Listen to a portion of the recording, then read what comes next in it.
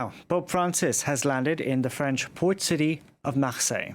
The pontiff is set to bring with him a message of tolerance to one of the most multicultural corners of France. His two-day visit kicks off as Europe grapples with how to handle a migrant influx.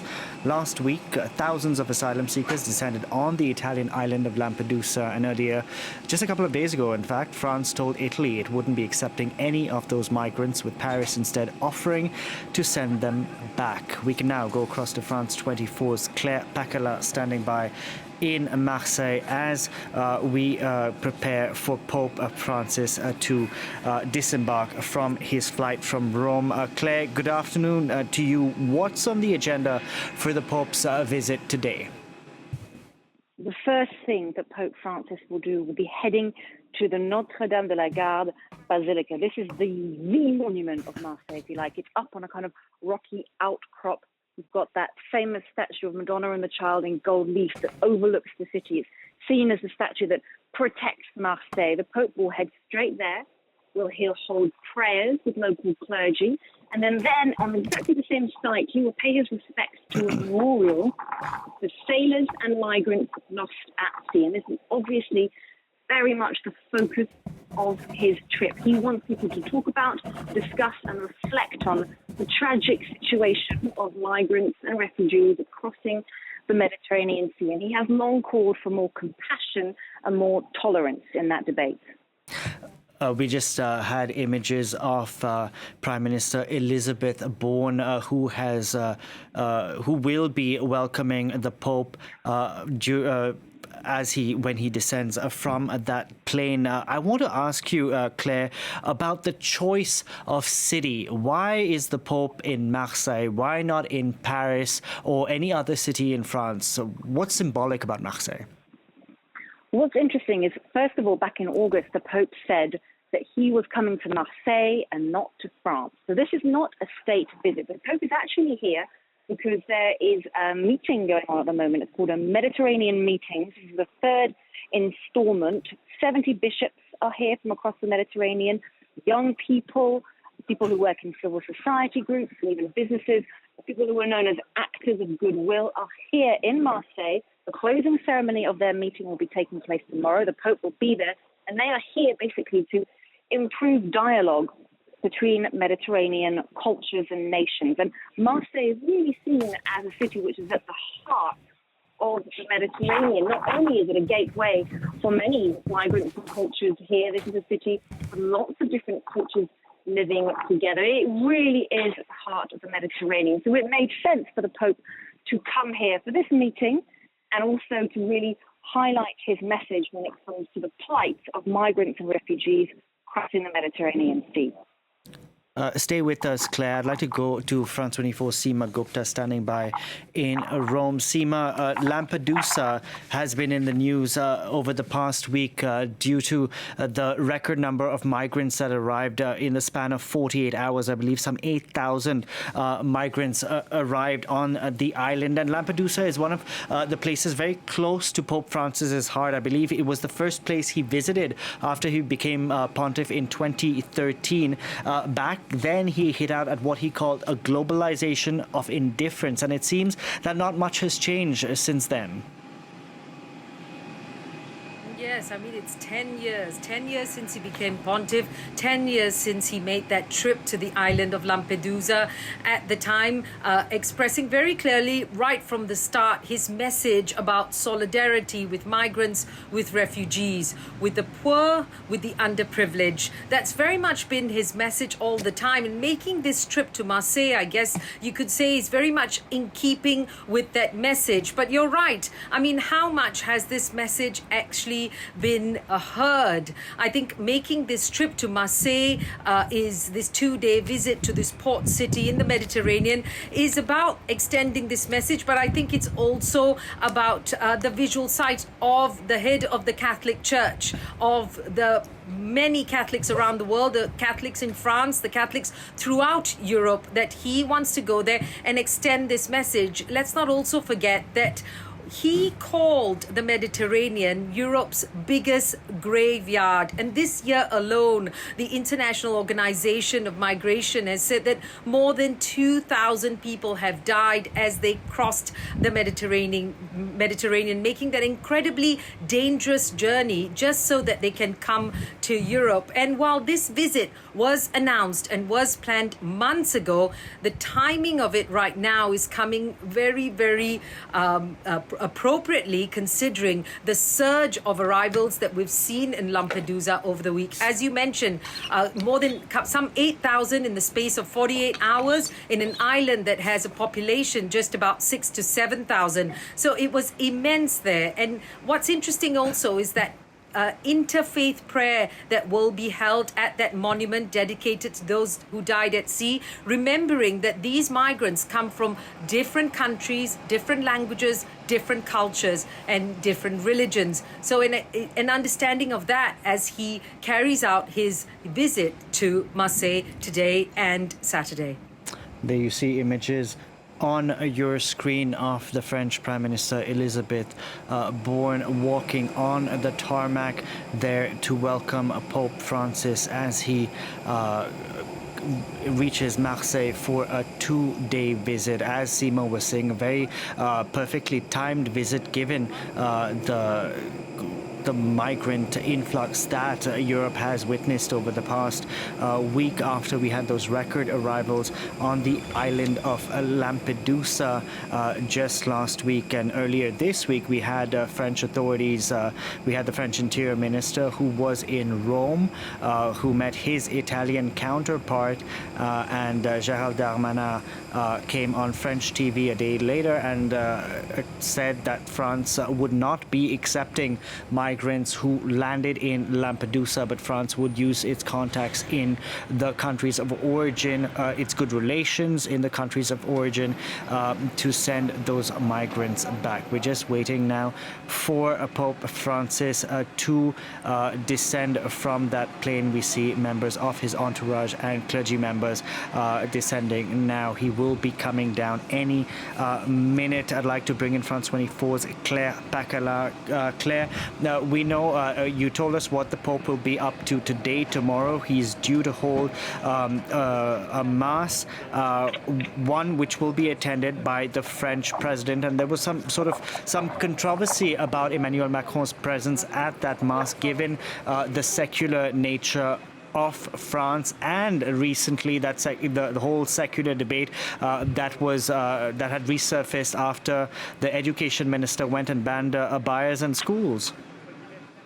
Certainly, this comes in the context of France's version of secularism really being very much in the headlines in France since the education minister, Gabriel Attal, banned people wearing abayas in school. In French state schools, no one is allowed to wear any religious symbols, whether that be teachers or pupils.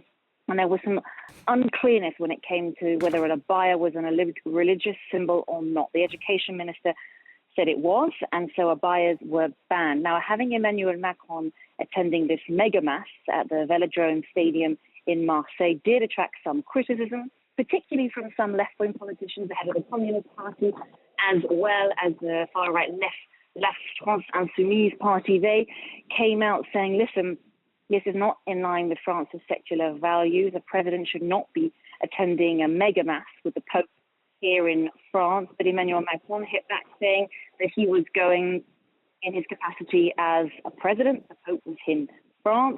He's not going to be wearing any religious symbols. He's not going to be receiving communion.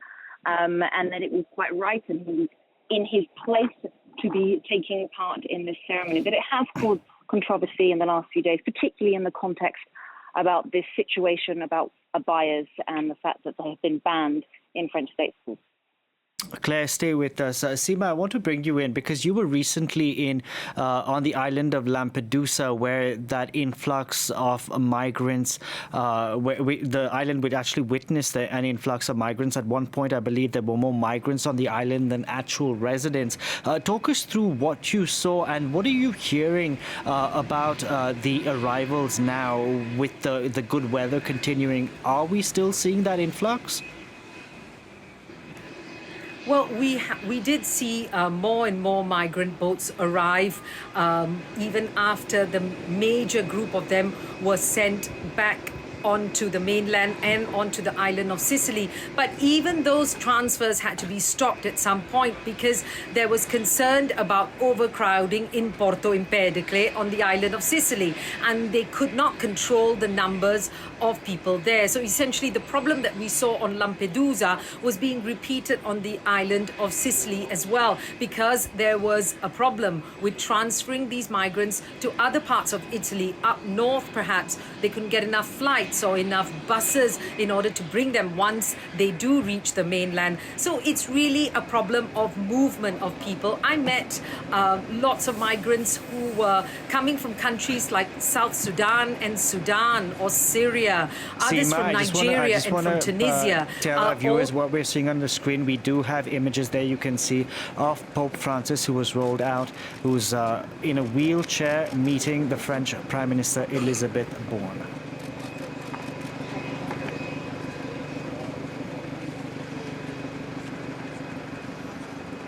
Okay, so the Pope will be getting into his car before his first engagement. Claire, talk us through what's on the agenda this afternoon. So Pope Francis, once he's left the tarmac, will be getting into his car, taking a route which is actually a secret route to get to the Notre Dame de la Garde Basilica. Security is so tight here in Marseille that the route that he'll be taking from the airport where he is now, where he's meeting these young children, the route he'll be taking from there to the Basilica is secret. We don't know exactly what it is to maintain his security. And once he gets there, he'll be leading prayers. You see there he is receiving presents from young people. The Pope, 86 years old, in a wheelchair, but in good health, according to those around him, still full of energy and keen to be here in Marseille, meeting local members of the clergy, meeting people who are lay people in the Catholic Church here. And there you can see just to his left, or right, Elizabeth Borne, the French Prime Minister, who met him here on the tarmac. Okay, and Claire, as you mentioned earlier, it's no accident the Pope picked Marseille, which is known as one of the most multicultural cities in France, given that he's coming with an agenda. Certainly, the focus of this trip is to talk about migrants and refugees and the tragic situation they find themselves in when they try to cross the Mediterranean Sea. Many die every year making that trip, and Pope has long called for more tolerance and more compassion. And he will be at the closing ceremony of a Mediterranean meeting which has been taking place here in Marseille for the last week. And we expect him to again call for compassion and prayers towards those who make that dangerous trip in the hope of a better life for themselves or for their children. And that's something that is an issue that's very close to the Pope's heart. Let's just take a listen.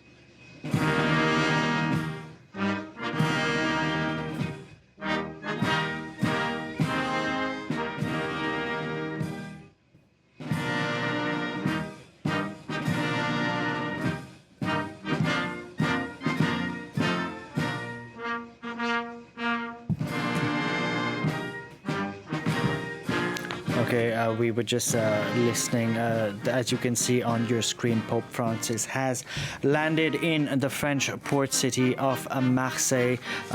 France's Prime Minister Elizabeth Borne was at the airport, standing right beside him for that ceremonial welcome. Claire, the Pope is going to Marseille and no other city during this trip, and with a lot of the stops he's making today, he's sort of sending a message without really having to say anything. We can just about make out the Marseillaise, which is, of course, the French national anthem. Up there, that comes to an end, which is, of course, the Marseillaise, which is where we are right now in Marseille. The Pope's standing up. He's in a wheelchair, but right now standing up to listen to the Marines band.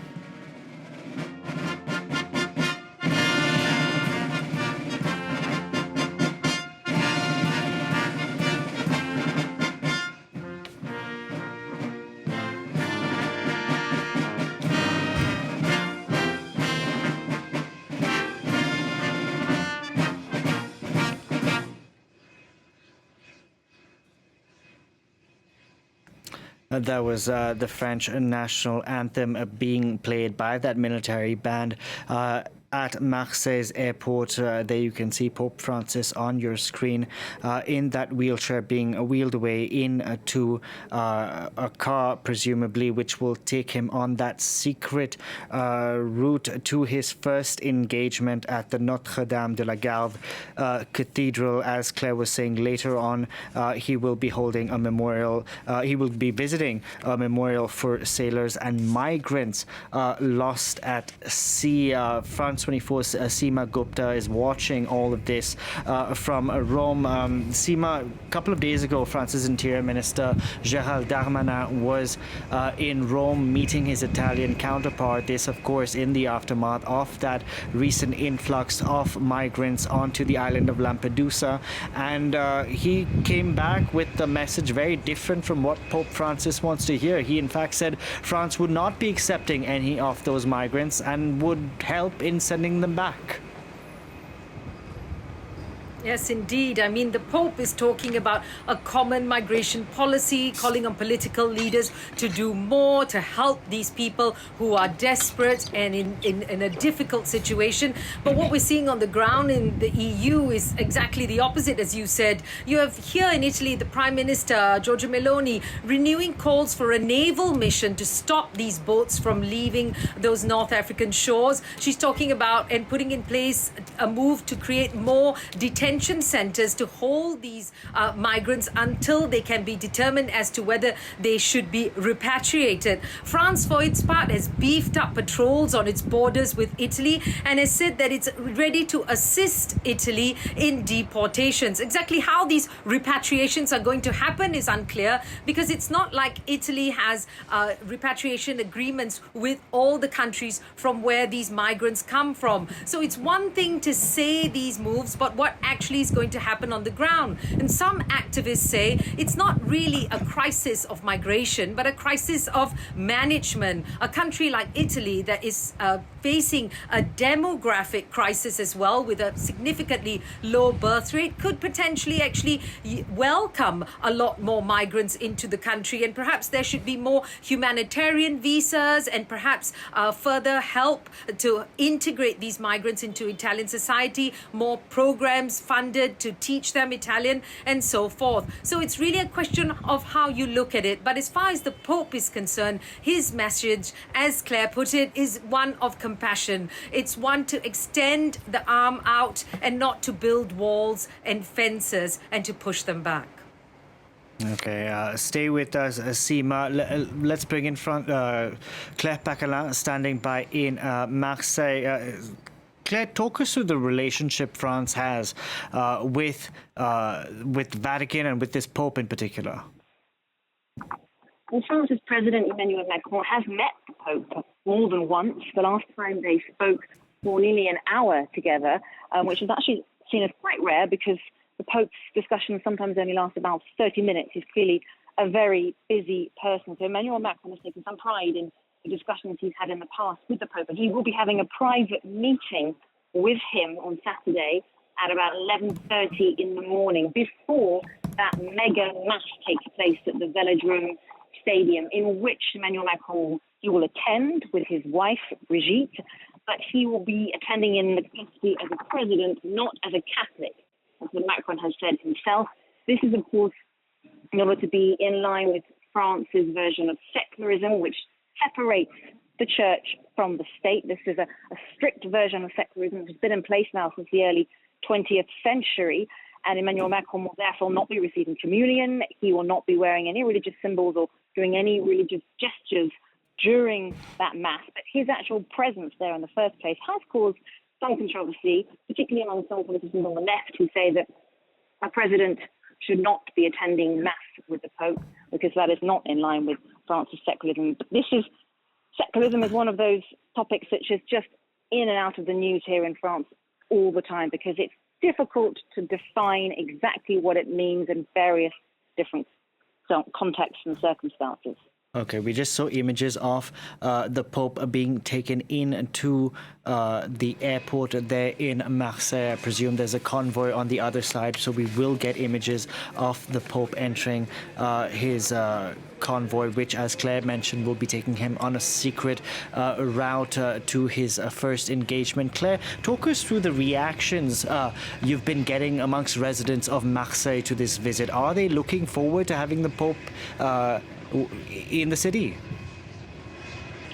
Many people in Marseille are obviously proud to have the Pope come to their city. There's certainly a pride in Marseille. People who are from Marseille feel and know that they are from this city. Although I did speak to a couple of people at the train station when we arrived this morning saying that they were leaving the city for the weekend because they're not particularly excited about the very tight security that will be here in the city over the weekend, and just generally the thousands of people who have come to Marseille to see the Pope. He will be holding his mega mass on Saturday, but he will also be going through the streets in his Pope-mobile on his way to that mass. We're expecting 100,000 people to line the streets tomorrow. So some of the locals here in Marseille have decided they want to get out of their city to get a bit of fresh air, I think, while the Pope is here. That said, the Pope doesn't come here very often. It's been 500 years since any Pope came to Marseille. So this clearly is a very historic event for the city. Claire, thank you very much for that. Claire Paquelin reporting there for us from Marseille with Seema Gupta in Rome. That's it from me. Thank you very much for watching.